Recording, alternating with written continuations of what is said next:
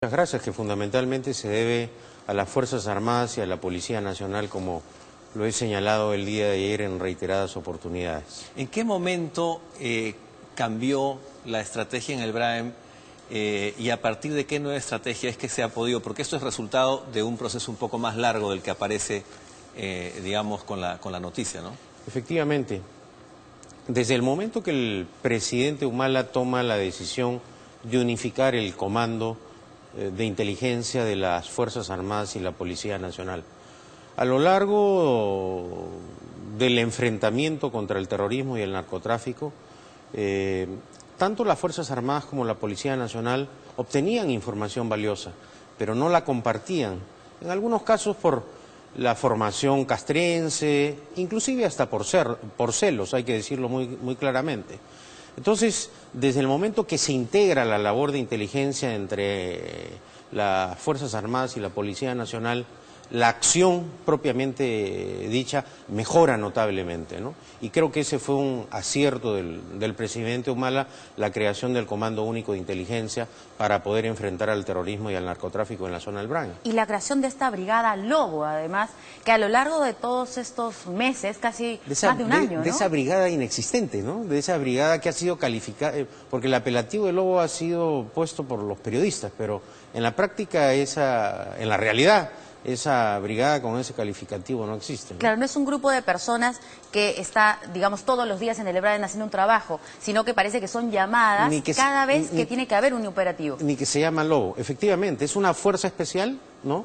En donde para cada operativo, en cada institución castrense y en la policía, se detectan a los oficiales o soldados con las capacidades para actuar. Pero no es que exista eso como tal. Una pieza clave en este operativo ha sido la gente que dentro de la organización proveía de información para las Fuerzas Armadas y la Policía. No sé si hayan sido infiltrados o hayan sido colaboradores, pero en todo caso son héroes, ¿no? Porque ellos han arriesgado la vida directamente. Dentro de la labor de inteligencia, Federico, está lo que señalas, ¿no? La preparación de la gente, captar, integrarse, y ciertamente las Fuerzas Armadas y la Policía Nacional han hecho esta labor con gran eficiencia. En estos momentos seguimos actuando en la zona, razón por la cual no voy a revelar cuál es la estrategia, pero sin duda alguna todos esos factores han influido para que el accionar de las Fuerzas Armadas sea eficaz. Este operativo ha sido particularmente, digamos, pulcro, ¿no? Sí. Ha sido muy profesional, ¿no? Extremadamente profesional. Contrasta mucho con aquellas emboscadas que sufríamos tiempo atrás y que más bien revelaban una falta de profesionalismo cuando iba un solo convoy, ¿no es cierto?, una sola camioneta y no se cuidaban protocolos de desplazamiento, ¿no? Y también el hecho de haber operado ahora de manera nocturna, ¿no? El apoyo logístico ha sido importante, dotar de equipos a nuestros soldados, a la policía, visores nocturnos, equipos que permitan un accionar. Antes no se podía operar de noche. Bueno, habían, creo que no es motivo ahora a hacer críticas, pero había una escasez logística, falta de equipos, y en eso también hemos avanzado y vamos a seguir trabajando porque sin duda alguna, como lo ha señalado el presidente Humala el día de ayer, tenemos que continuar, no caer en el triunfalismo. Claro. Vamos también a seguir estableciendo nuevas bases contraterroristas para el control territorial en el BRAEM.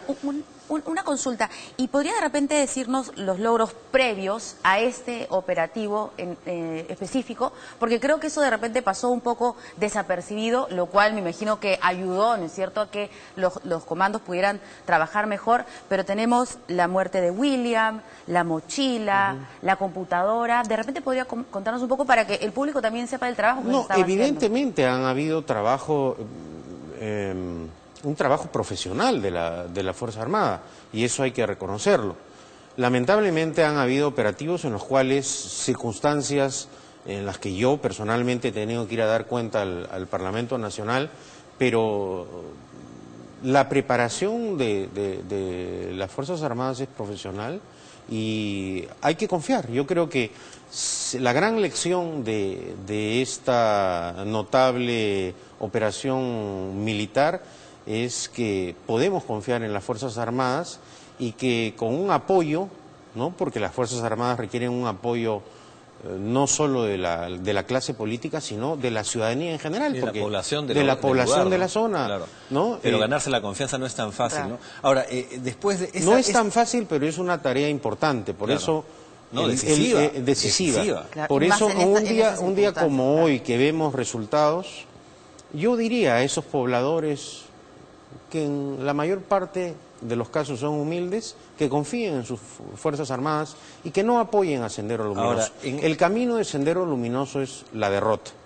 Y es el momento también que ellos reflexionen, que deben ir hacia una rendición, ¿no? Hacia un proceso en el cual no traiga más sangre, más sufrimiento a los más pobres del Perú, ¿no? Ahora, justamente sobre eso quería hablar. Lo que a los abatidos, los narcoterroristas abatidos, realmente eran muy importantes en el tema militar. Así es. Decir, es. en las acciones, digamos, de fuego, ¿no es Así verdad? es. Y eso se ha desarmado. Así es. Porque quienes quedan son o mandos logísticos o mandos políticos.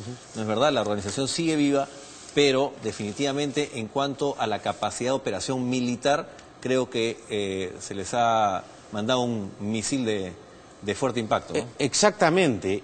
Tanto Gabriel como Alipio eran el número 1 y el número 2 del mando militar, es decir, de aquellos terroristas sanguinarios que realizaban toda esta clase de atentados, asaltos. Justo las imágenes que nos acompañan mientras conversamos con usted, y eso es lo que llamaba la atención y asustaba un poco, ¿no? Porque veíamos este Alipio que entraba a las empresas, ¿no? Como si estuviera en su casa, ¿no? Ordenando, mandando. Ahí está, y ahora este sujeto ya no existe. De verdad que, como dice Federico, es un golpe muy duro. Vamos a recordar un poco al público, estas personas, qué es lo que hicieron. Tanto Alipio como Gabriel. Ellos estuvieron a cargo del secuestro de los 40 trabajadores de Camisea, la destrucción de un helicóptero de la policía, asesinato de 8 efectivos durante la Operación Libertad, incendio de 3 helicópteros de una empresa privada, incineramiento de maquinaria pesada de la constructora de la carretera Huamanga-San Francisco. Eso han hecho Alipio y Gabriel a lo largo de todos estos meses. empresas que se han retirado del país, incluso Exacto. por culpa de su Hace acción, muy ¿no? poco, nada más. Pero esto entonces es en la línea de flotación, digamos, de la operación militar de Sendero, ¿no es verdad? Así es. ¿Cuál es el siguiente paso y detrás de quién están ahora en primer lugar? Mire, naturalmente estamos todavía continuando con la estrategia diseñada por el Comando Conjunto. No vamos a detenernos. Por obvias razones no puedo revelar la estrategia de inteligencia, pero quiero que la ciudadanía confíe en las Fuerzas Armadas porque van a continuar con este trabajo. Caer en el triunfalismo, repito, sería lo peor, y lo único que puedo ofrecer como ministro de Defensa es seguir trabajando para restablecer el orden, la paz en esta zona tan afectada. Y esto va acompañado con una política no solo en el campo militar. El gobierno está haciendo grandes esfuerzos también a nivel multisectorial para apoyar a los sectores menos favorecidos en esa zona, en el campo de la salud, educación, con programas como Beca 18, construcción de carreteras, agua potable. Y bueno, el trabajo es arduo, pero no nos vamos a detener. Claro, no dejar solamente la presencia del Estado a los militares y la policía, ¿no? Porque el trabajo de ellos es otro, no es hacer acciones cívicas, sino efectivamente sentir que el Ejecutivo está en esa zona, ¿no? De repente eso ha ayudado también para poder tener a los campesinos de su lado, ¿no es cierto? Bueno, eso ha sido, la colaboración de la población ha sido determinante, ¿no? Claro, es que Sendero cambió de estrategia, ¿no es cierto?, respecto a décadas pasadas. Se acercó a la población de una manera tramposa, comprándoles productos, tratando de alguna manera de decir he cambiado, pero en el fondo no cambiaron, ni en el fondo ni en la forma. Sendero siguió actuando de una manera criminal, ¿no es cierto?, y atentando contra los derechos de todos los peruanos. Y contra la estabilidad del país. Así es. Y ya para terminar, ministro, no podemos dejar de preguntarle también los temas políticos. ¿Ha habido un cambio también en la política luego del 28 de julio? Porque vemos ahora a los ministros hablando y no podemos dejar de mencionar también que la primera dama está de vacaciones, No, parece que, porque lo último, ha tuiteado el 9 de junio y después ayer... A mí me acusan de hablar mucho, así que mejor no me Prefiere hagas no hablar. hablar, sí. Solamente Este se es un une a la momento, felicitación de yo la creo que primera dama. este es un momento de unidad nacional, de reafirmación de los valores democráticos. La democracia ha logrado derrotar al terrorismo y eso es lo importante el día de hoy, creo yo.